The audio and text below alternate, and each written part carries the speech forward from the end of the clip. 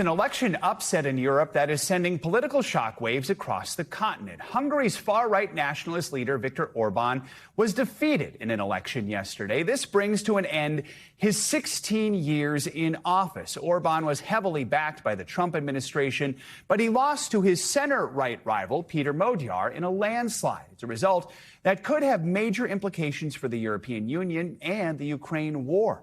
NBC News international correspondent Molly Hunter joins us now with more on this. So, Molly, Orbán was embraced by the far right globally, including here in America. Well, critics say under his leadership, Hungary is no longer considered a full democracy. He conceded last night following a pretty resounding defeat. What's he saying? What's been the reaction in Hungary?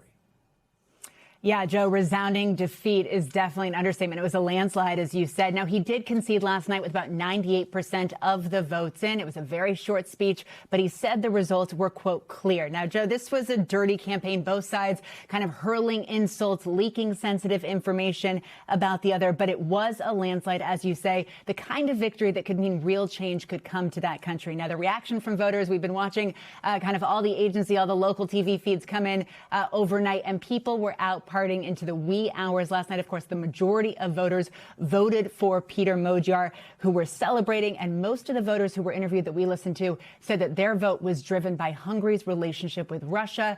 For further proof this morning, Joe, the currency in Hungary surged this morning to a 4-year high against the euro. So good news for a lot of Hungarians this morning. So, Molly, I mean, what do we know about the incoming Prime Minister, Peter Magyar? I mean, he's not a liberal. He leads a center-right party. So what could this mean for the EU? What could it mean for the Ukraine war?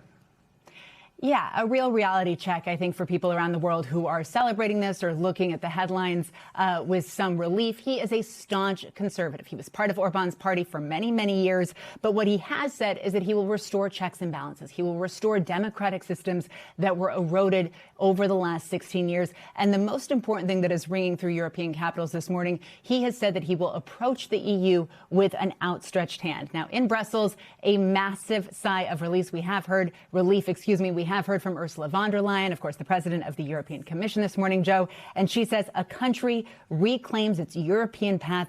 The union grows stronger. And it is not just a symbolic win. It is a real practical win for EU member states, Joe. A lot of major decisions require all 27 member states to sign off.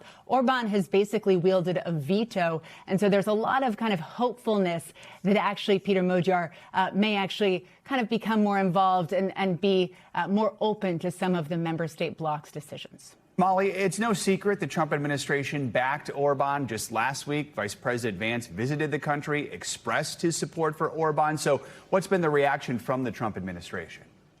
Yeah, Joe, it was an extraordinary move to see Vice President J.D. Vance in Hungary and Budapest last week during the Iran war, stumping for Viktor Orbán.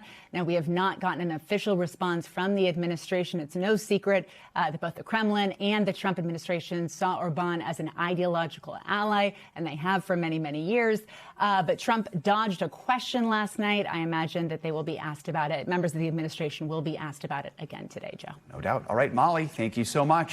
We thank you for watching, and remember, stay updated on breaking news and top stories on the NBC News app or watch live on our YouTube channel.